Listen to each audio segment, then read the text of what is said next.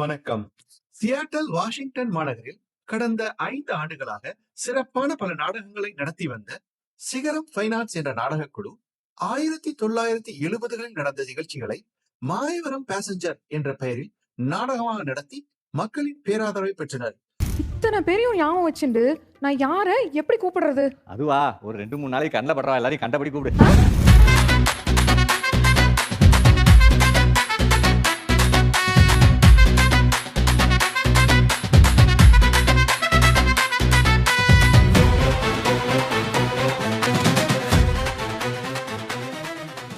இந்த நாடகத்தை பெல்வியூவில் உள்ள சினிமார்க் லிங்கன் ஸ்கொயர் திரையரங்கில் பிப்ரவரி 7ஆம் தேதி மாலை 5:30 மணிக்கு திரைப்படமாக வெளியிட உள்ளனர்.